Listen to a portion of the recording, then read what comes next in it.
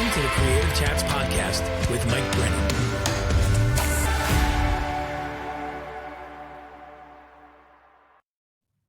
Hey, welcome friends to another episode of Creative Chats. I'm your host, Mike Brennan, and you can connect with me on my website, which is mikebrennan.me. This is the podcast for artists, makers, and creative thinkers, where you can come and hear people's process and story and learn something about somebody else's life that you can apply to your own life and creative journey. I love having these conversations with a variety of types of people and being curious in conversation and unpacking what did their journey look like? How did they get to where they are today? And what was lighting them up even as a child? All these things, I think that when we lean into them and we connect with them, we're finding ourselves even in other people's stories and experiences. And so that's my hope for you today, is that as you listen to our conversation, that you're encouraged, that you are equipped with maybe some new ideas, some inspiration, and that you keep showing up in the world, creating the things that only you can create. Now, today I get to talk to Tom Provost, who is the co-screenwriter of the film Young Washington, which releases July 3rd. And I highly encourage you, go see this movie in the theaters. It is incredible. It is not a stiff, boring academic take on George Washington. It is very much cinematic and very much emotionally engaging and done in a superb way. And so Tom and I talk about what his journey looked like early on and just how it continued to evolve, and the projects he's been a part of a little bit, and how he came to work on this film, and some of the lessons that have been lifted from the life of George Washington and put into this film, and what that process even looked like. And so I think you're really going to enjoy this. Tom is a great guy, very down to earth, and is very generous in sharing his stories and experiences and putting himself into his craft, into his creativity.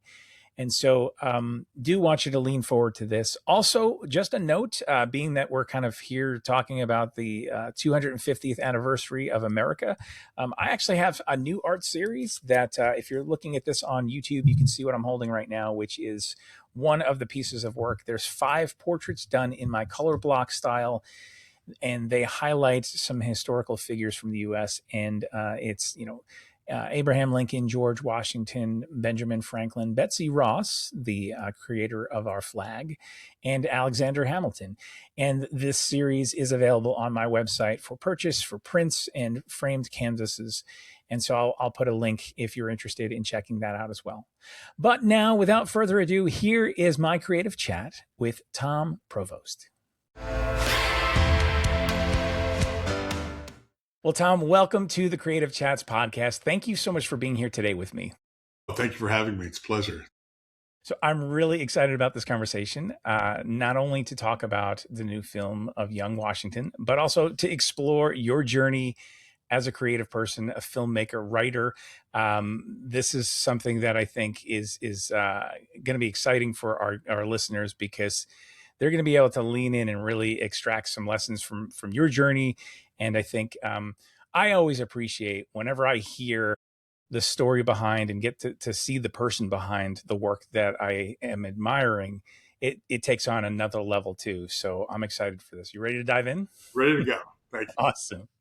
So I always love to just start with a question that kind of dials things back for somebody. And it is thinking about your childhood. Is there a certain creative expression or activity that you did that kind of is really memorable and maybe is even tied to something you still do today? Quite a few. I am a movie nerd and a book nerd. You can see even books behind me. My earliest memory as a child is sitting in a movie theater, and I knew that's what I wanted to do. But I also was raised in a house with thousands of books. My parents were both big readers, and my mom was a professor, and she taught my brother and I both how to read by the time we were 3. And I remember very vividly when I was around 6, it was raining outside and I couldn't go outside. And I was like, I'm bored. And she turned to the wall of books and she said, I never want to hear you say I'm bored again. There is a world there that will always keep you entertained and engaged. And if you hand an 8-year-old Beowulf, they will never read again. But she handed me the Black Stallion, and I was off and running like for the rest of my life. And so those two things were pretty vivid. And for whatever reason, I don't know why, I started writing. And I wrote my first novel when I was in third grade, and it was illustrated. It was The Monster from Planet X, and it was about astronauts and a monster cow, big monster movie, scary movie fan. And I also remember just having so much fun telling that story that I think those two things probably altogether kind of started me on the journey to wanting to be a storyteller myself. Love that, and that it's so vivid and memorable for you. It's funny because I have I had to do a book report, and I wasn't the kid who was reading a lot of books. I was certainly watching a lot of movies and TV, and that's kind of where I got my stories from. But the book report I had to do, I spent more time on the cover illustration of it. So I was like, yeah, I think I'm pretty much destined to be a visual artist. We see the fruit of it right behind you. Exactly. Exactly. Yeah. Yeah. If I might, I will Yeah. say probably the most influential experience, because you see it kind of in my life without me even trying, is I was a very precocious child, which meant I was kind of a little brat. And we always talk in my family that if you look at Calvin, that's kind of me, but I made good grades.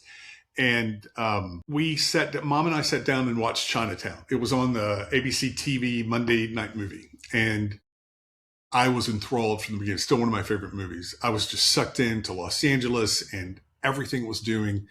But at that age, I had never encountered a narrative that ended badly. Children's books don't end that way.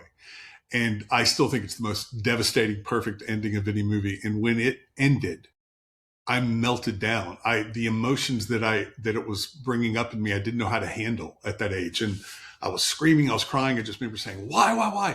And my mom, who's a wonderful person, she sat with me for about an hour. And when I was like, why would they end it that way? And I remember she said, Tom, there are people who do bad things in this world, and a lot of times they get away with it. And one of the points of this movie is a call to justice. And it's to remind you and me and other people that we need to fight for the people who may not have anyone to fight for them for, and we're to fight for justice. And it has had a huge effect on my life. So much so I even, run a charity for the homeless. So, stories are just so powerful, right? And they've had such a powerful effect on me. Close Encounters of the Third Kind was another one that I felt like this man was just making this movie for me. And so I just have always wanted to, maybe if I could ever once even have the same effect on somebody, that would be an amazing thing. Yeah. Yeah. And that's the great thing, right? Because your life is touched and you want to do the same thing for others as much as possible. So you went to college for this, and then you pursued, because you're like, hey, I'm going all in, right? I'm assuming, right? Yeah. I mean, my brother's a doctor, so I got one professional, and I was a total liberal arts major, studied English and film, and grew up in Texas on the Gulf Coast, and then went to University of Texas. And the day after I graduated college, I threw everything in the car and drove to LA. I only knew one person and have been here ever since. It's the perfect place for the film business, right? And I do acting also. So I waited tables for 12 years before I started making a living. I didn't have to wait tables. But yeah, it was like, okay, if this is what you're going to do, let's go do it. So drove on out, and I've been here ever since. That's amazing. I love that. And the tenacity that it takes to be able to say, I mean, 12 years, waiting tables, I'm sure within that time span, the voices in your head of going, is it ever going to happen? Am I deluding myself? Like, what are the odds? Like, right. I mean, can you talk a little bit about, like, how did you navigate that space? I'm a hard-headed donkey, right? I mean, so, there's that, I don't even know if he actually said it, but there's that phrase attributed to Winston Churchill, one of my mom's heroes: never, never, never give up.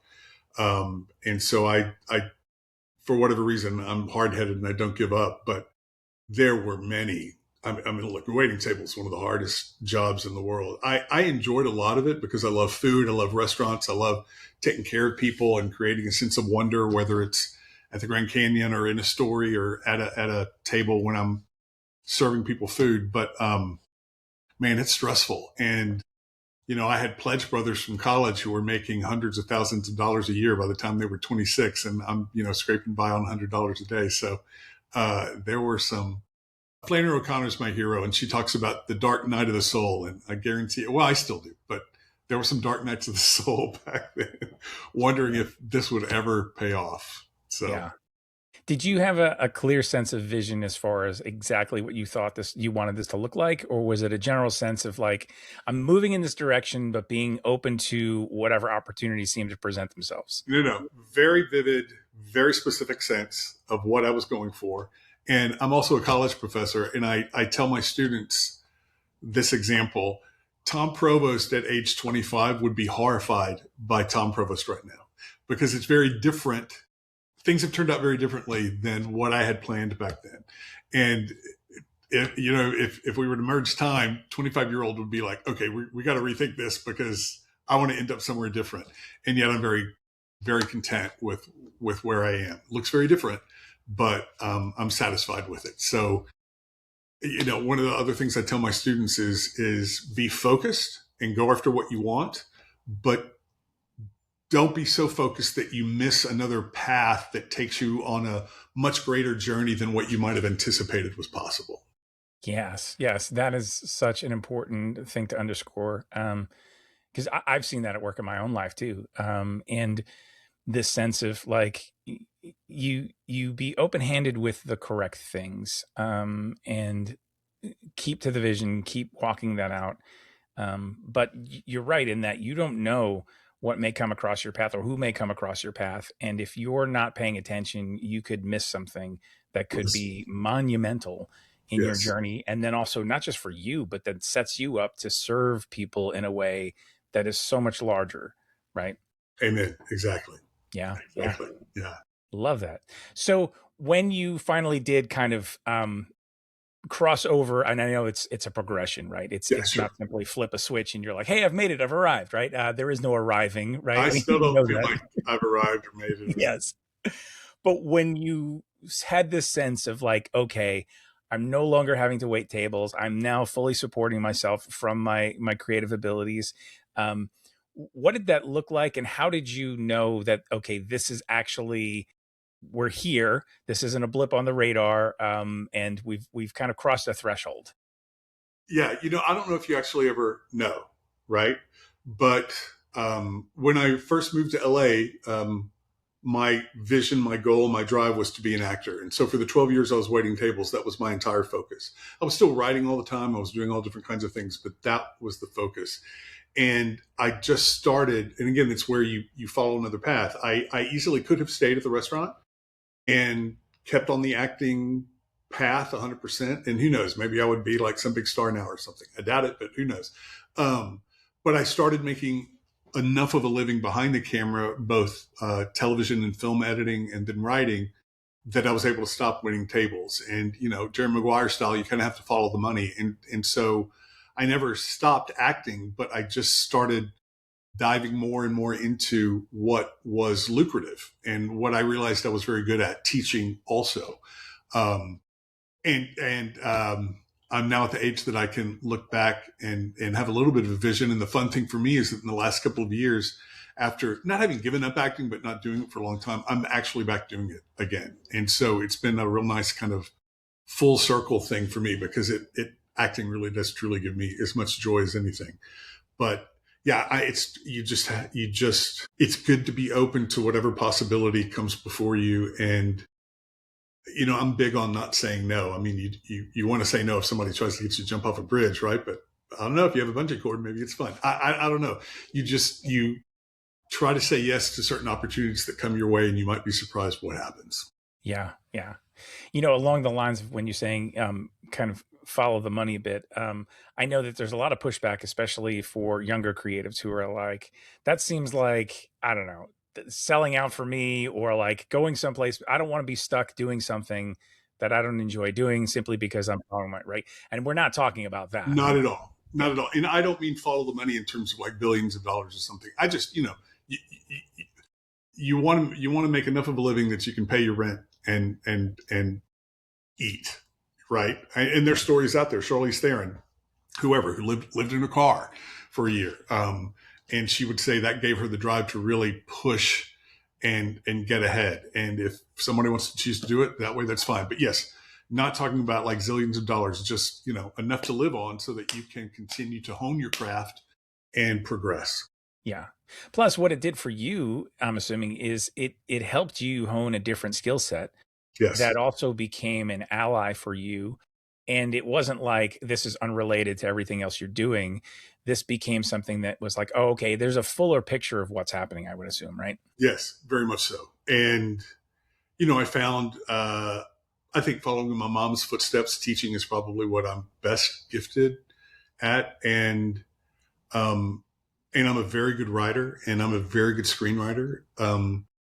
But requisite writer, I have finished a novel that everyone who's read it says, okay, this is it. That's like it's like whether I get it published or not, it's probably the best thing I'll ever do, no matter what I keep doing screenwriting wise. So, yeah, that's kind of the adventure and it's the frustrating part and it creates those dark nights of the soul, but that's the creative process. And I think many of us who are creatives are dreamers, and the life of a dreamer is a really wonderful thing, but it has many more ups and downs than say, one of my best friends, all she ever wanted to be was an accountant. My brother, all he ever wanted to be was a doctor. You know exactly what you need to do. You go to medical school, you go to accounting school.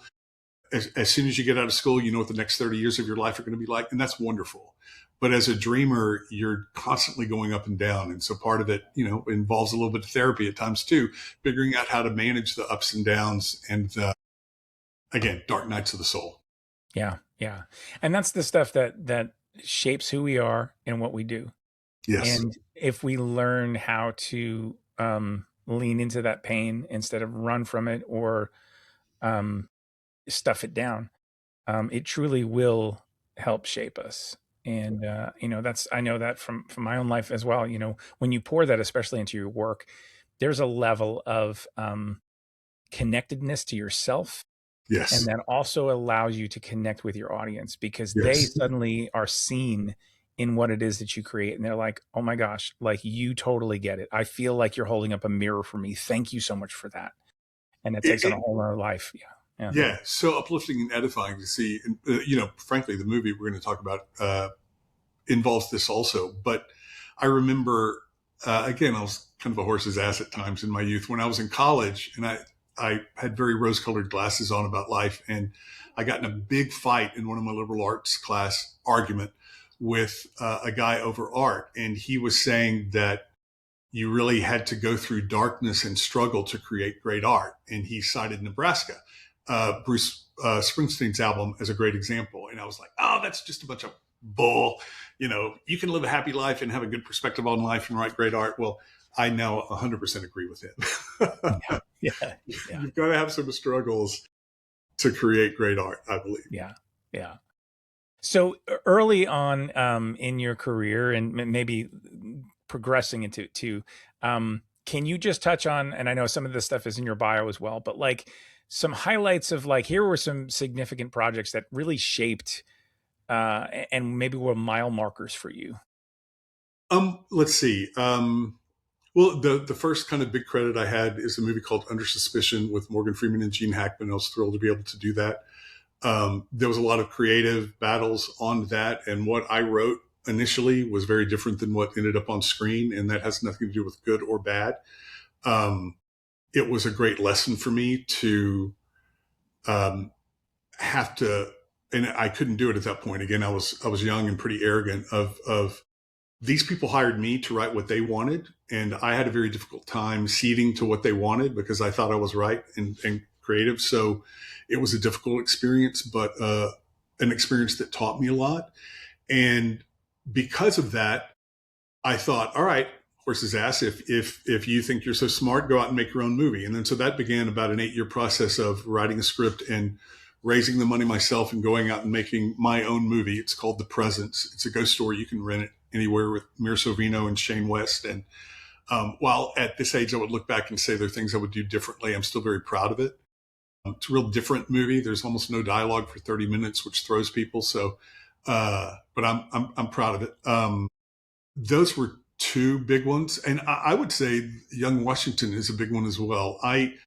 I'm really good at adaptations, whether it's adapting a novel or a story into a screenplay, or in this case, taking someone's life and helping others adapt it into a movie.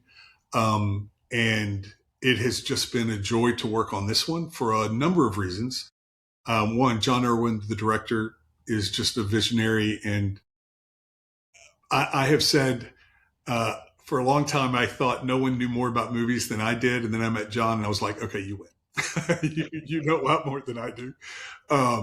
It's enabled me to continue to work with my writing partner, Diedrich Hoogstraten, who's a great guy. And we have a really great creative flow going and are working on a number of projects. And then my mom, professor, she was an American history professor.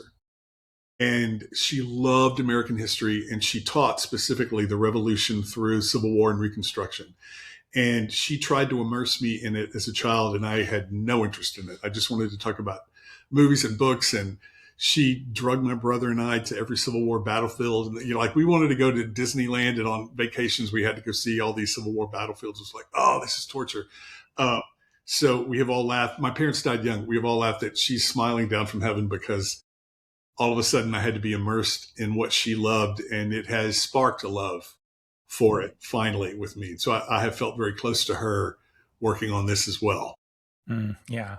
It sounds like all the seeds were there for it Yes. to come together for this film, and for you to really go, okay, this is the moment. It's all kind of aligned. And Very much so.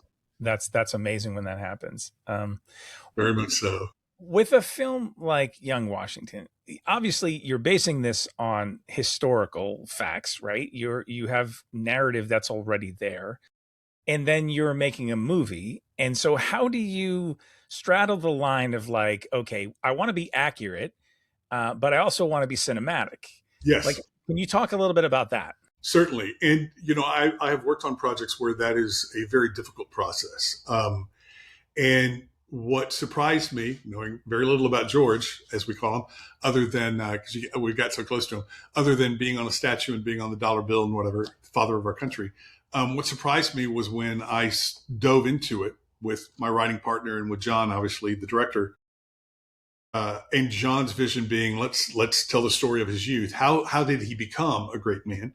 When you look at his life from like 11 to 22, it is a movie. I mean, the first time I kind of read through it, I was like, this. I'm not going to say it wasn't hard because there are difficult aspects of it, but I was like, oh, this is a little easier than some of the other things I've done, because if we just historically tell the narrative of what happened to him, it's a movie, right? And now in the adaptation process, there's still things that you need to do. So timelines are changed a little bit. Kelsey Grammer is a combo of two people brought into one. We had to invent some characters. They're two brothers in the movie that the two actors are amazing, and they are inventions of what we imagine certain colonists were like back then.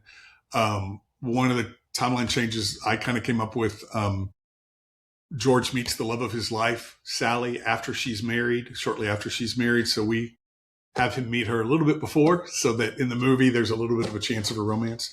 But honestly, we tried to be as historically accurate as possible. And other than certain changes like that, little timeline changes, some composites, it's pretty accurate. So God bless him for having a life that was pretty cinematic. It made my job a little bit easier than normal. Yeah. I appreciated that it was very gripping and involved you emotionally. It wasn't just a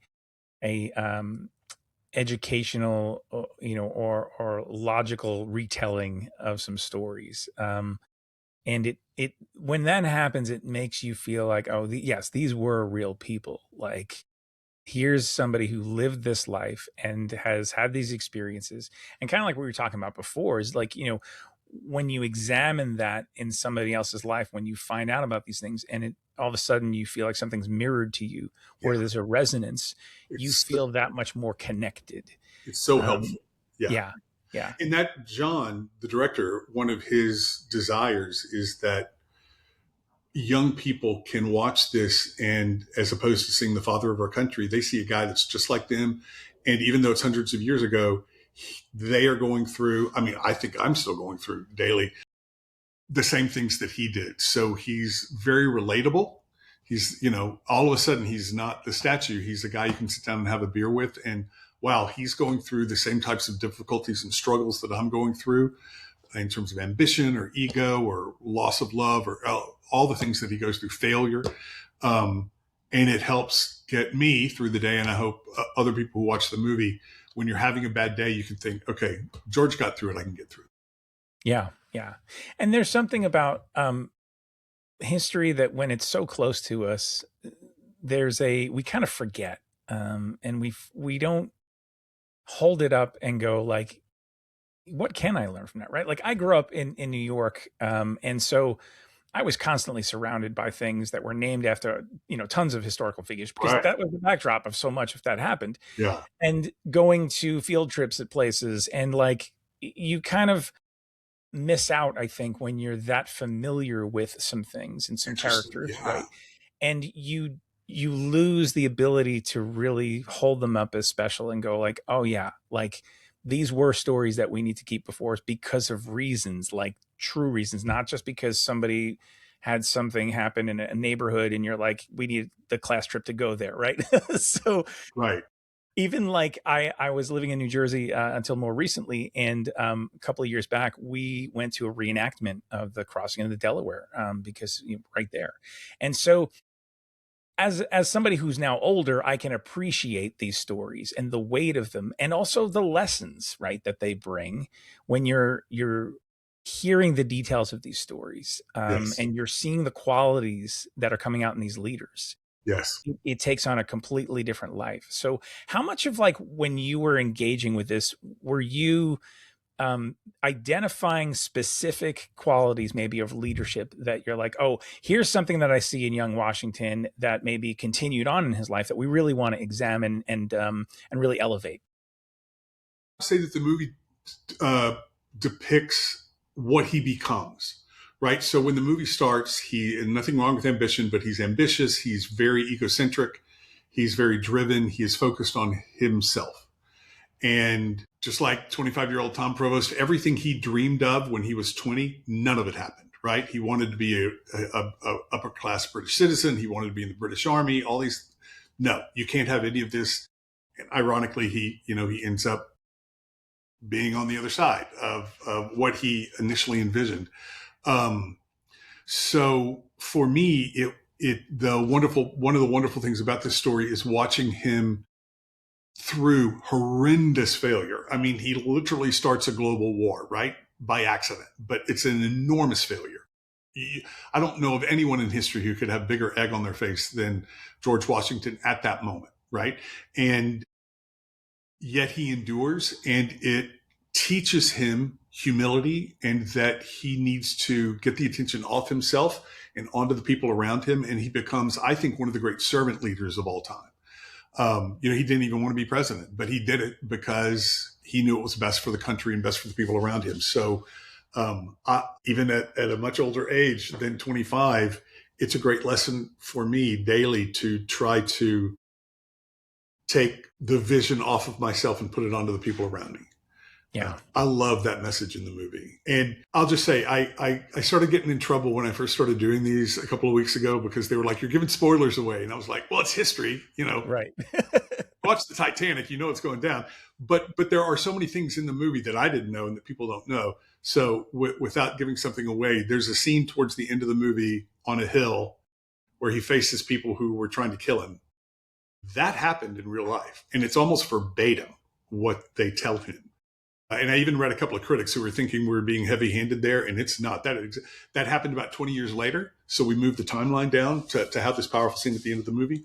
But that happened verbatim, and there are so many great things in the movie like that I think are surprises. But it's him being a servant.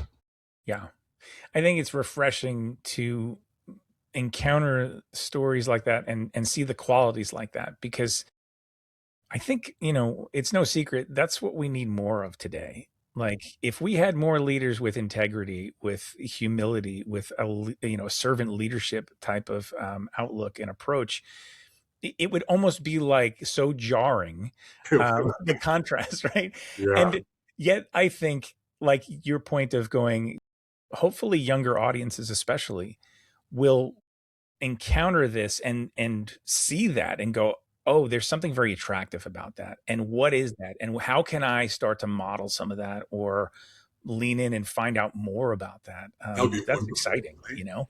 Be Yeah. wonderful.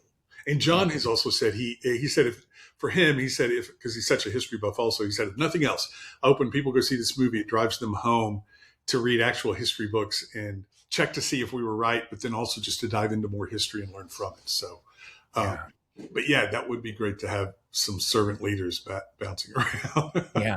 Yeah.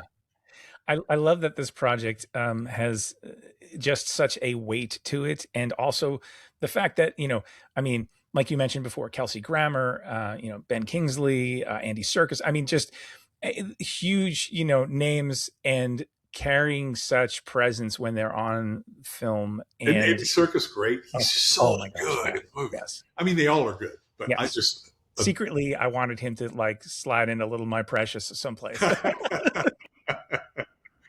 exactly. Just a little wink to the camera. Oh, I'm a freak. I am a freak for those movies. My goodness. And talk about two books I could never get through. God Bless Tolkien. I'm sorry, it's not my thing. I'm not a fantasy guy. Someone drugged me to the first one, and I was just like, "Whoa!" So I love the long versions. Sorry, I'm tangenting, but No, damn it's all it, good. they Yeah, are so good. Yeah, but he totally. is great. Yeah. You mentioned your writing partner earlier, and I'm wondering if you could talk a little bit about like what does that process look like when you're exchanging, collaborating? Is there friction there to navigate? Is there, like what does that look like? Yeah, and actually, I've studied a lot of different writing partners when Diedrich and I started working together. And when you look at writing partners, they're all different kinds of partnerships, right? You have writers who just sit there across from each other and write and bounce off of each other. We do not do that. We each have our strengths, and so we play to those strengths. I have a hard time finishing anything because I'm always on to the next, flitting to the next thing. So having a writing partner helps me finish things. And within that, because I'm a perfectionist, I have a difficult time finishing a first draft because I just keep rewriting before I even get to the end, which is a very stupid thing to do as a writer. So, and Diedrich is amazing at a first draft. And so we will often power out a story or an outline, and then he does the first draft. You call it the vomit draft. And I mean, they're very good because he's a good writer. And then I come back through and do my polish or revamp or whatever. And then we just kind of go back and forth a few more times until we get it the way we like. And to be honest, so far, we really have not had any big disagreements. I mean, I think we see stories very much the same way. And again, me being more the horse's ass than him, I try very hard to be open to a different opinion than my own. So it has taught me to be a little more open to what other people might think. But we just have a very good time doing it. So we have a number of other projects we're working on to move forward with. But it has been a much easier process for us, I think, than sometimes you hear with other people. But what I would say is if someone's out there thinking about partnering with someone, you have to be very honest. You have to be very upfront at the beginning about what the expectations from each person is, and then try one thing and find out how this partnership is going to work best. Yeah, that's sound advice. I mean, communication is key in anything, especially when you're trying to collaborate with somebody in a work context. Yeah. Yeah. Yeah. I had a project once years ago where we did not communicate what we both thought the outcome would be, and it was a disaster. So that was a good learning experience for me. Yeah. In terms of just the idea of expectation, is there anything that you would hope or expect to come out of this film as people enjoy it? I mean, obviously, we talked about the angle of younger audiences and people, being interested in history, and obviously, this being the 250th anniversary of America, it's very timely. But beyond those things, is there anything maybe that wouldn't be obvious that you'd be like, this would be great? We all have been asked this question at different interviews, and everybody has a different answer. And as the storyteller and as someone who has been so moved by stories, my answer to that is I just want people to cry. I cry every time I see the movie. It kind of surprises me at the end. The last 10 minutes are very moving. And I just hope people go and have a wonderful time and are very moved and cry. And I would also say for me, particularly given that the country is pretty divided in a way right now, that it is something that can make, and we've seen this in screenings already, it's something that can make people on either side of the aisle just be proud of this grand experiment of the United States of America.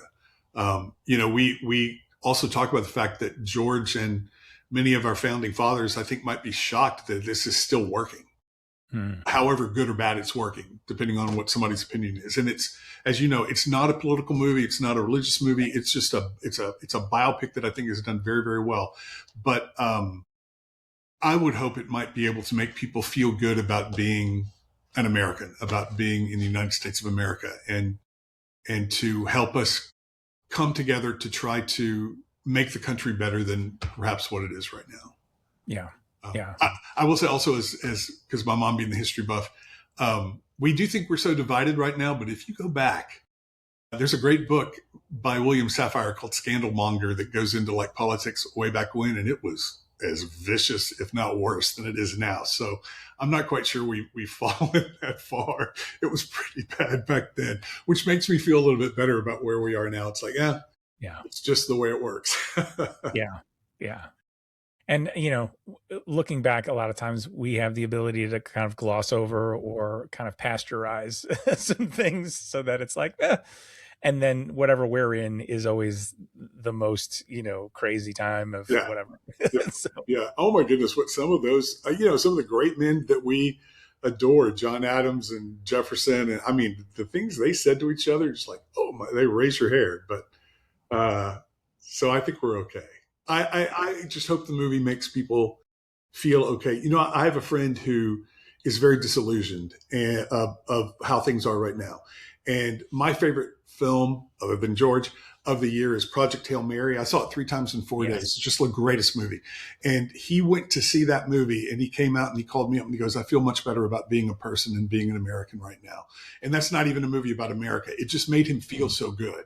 And so I hope this is a movie that can do that, at least to a certain degree. Yeah. Love that. And I believe that is there, the hope, the just the example set forth in the movie and the characters and just, What did you think of our George? Oh, I thought he was phenomenal. Phenomenal, right? Yeah, he really was. I was like, where did this guy come from? And, he really embodied every scene that he was in. Yeah. And, my fear the whole time working on it was, look, the movie lives or dies on George. And I was like, well, I don't know who they're going to cast, but if they don't cast this right, it's not going to work. And man, he's great in the movie. I think he's going to be a big star. He's pretty tremendous. Yeah. There was also something about it as I was watching, I was like, I could see this as like a series also, the continued adventures, kind of thing. That is part of John's vision. I mean, we kind of have to wait and see how the movie does. It looks like tracking seems to be pretty positive, but John loves history and loves the Revolution so much. I know that he would love at some point to be able to do kind of a multi-season TV series, each season looking at a different person or a different part of our history and like slowly tracking through the Revolution. But we'll see what happens. We're going to see how this one does. So. Yes, absolutely. Yeah. Well, thinking about the idea of next, you hinted a little bit too about some other projects and things. What else you got cooking? What's coming next? What can we expect from you? Well, let's see. Diedrich, my writing partner, and I have optioned a really gorgeous, wonderful mystery novel called Ordinary Grace. And so we're working to turn that into a limited TV series. We also have both a rom-com and a wild action-adventure thriller that we're working on. And then, excuse me, I'm getting a scratchy throat. I have my novel, which I do think is probably the best thing I'll ever write. And I've just kind of finished it. I've had the beta readers do it. It's I will say homage instead of theft, but it homages 3 of my favorite writers, Flannery O'Connor, my hero, certainly, Stephen King a little bit, and Raymond Chandler. And it's a Southern Gothic novel. It takes place in 1975 in a small town in Georgia. And I think it's really good. The people who've read it think it's really good. So my main focus the next couple of months is going to be trying to get that off the ground. We'll see. So that's exciting. Well, yeah, and let's talk about Project Hail Mary. I mean, gosh, and I get these dead zones, Stephen King, in my mind. The gentleman that wrote that, because he also wrote The Martian, and he couldn't find anyone to publish The Martian. And there's this amazing story, again, might be edifying for people to hear about struggles. No one would publish The Martian. And so he just posted it online, and people fell in love with it. And they said, it's hard to read this scroll. Can you put it on Kindle? And he said, sure. But then he came back to his fans and he said, well, if I put it on Kindle, you're going to have to pay for it, 99 cents. And they said, we don't care. So he put it on Kindle, and at 99 cents, it turned into such a bestseller. Random House or whoever stepped in, shut it down, bought it, put it out as hardback, became a huge bestseller, 5 million, film sale. So when you're struggling, you never know what's going to happen later on. So I'm on the days that I'm having a dark day with the novel, like, oh, I can't get anybody to read it or to publish it. I just think Andy Weir, thank you, Lord. Andy Weir, I keep his struggle in mind and say, like, okay, let's keep going. Who knows what's going to happen tomorrow? Yeah, absolutely true. Yeah. And it's moving forward with your creative vision and work, regardless of what looks like it's there or not there. Yes. Because you're like, this needs to get out into the world. This needs to get out of me and into the hands and into the minds and hearts of the people who need to receive it. Yes. And that doesn't mean it has to be a bestseller. Who knows who it's going to find and who it's going to find on the right day. Yeah. You just don't. I think some of the best art is just the art that we release and let it become somebody else's. And it transcends things where sometimes you're like, that wasn't even my intent. Somebody's seeing something in this, right? That's the beautiful thing about art, right? Is somebody can experience something and go, oh, this moved me in this way, or it reminds me of this story of my own life. And you're like, that has nothing to do with anything of where I created it from, but how beautiful that something that was mine now becomes ours, right? Love that. I love that. I'm going to steal that. Thank you. It's really great. And it's true. The ghost story I did, The Presence, I love ambiguity, and so it has an ambiguous ending. And I've had people say, oh, you must have meant X, Y, and Z. And I was like, that's not what I meant. But if that's what you take from it, take it away. So, but thank you for saying that. That's really beautiful. Absolutely. Yeah. Yeah. Well, I want to thank you so much for our time today. This has been amazing. And the film, Young Washington, comes out July 3rd. I'm encouraging everybody to go see this in the theater, especially. And what a great way to celebrate the 4th of July weekend too, right? Great way to celebrate the 4th of July. And I do encourage the theater. I mean, obviously I'm marketing the movie, but it's, as I keep saying, it's not Titanic budget, but it's a movie like the Titanic or Gone with the Wind. And John and his team, man, they got a lot of bang for their buck. The action scenes are great. It's a movie meant to be seen on the big screen. So it is a great way to spend your 4th of July. Yes, absolutely. And if someone's interested in learning more about you and following your journey and more of your creative projects, your book and so forth, where can they go? Is there a simple place for someone to go? Sure. There's, if I could throw it out, there's a couple. I have a blog on foodandfilm.com. Long story about how I got sucked into that, but on foodandfilm.com. My professional website is cinemalanguage.org. And then the charity that I run is bagsandgrace.com. And so at any of those websites, there's information about me, and you can find a way to contact me on any of them. Please reach out and say hello. Love it. Love it. Yeah. We didn't even get a chance to scratch the surface on some of those things. All right. I'll have to have you back another time. I'll come back anytime. I would love it. Awesome. Awesome. Well, thank you so much, Tom, again. And again, go see Young Washington. July 3rd. Yes. You'll have a good time. Absolutely.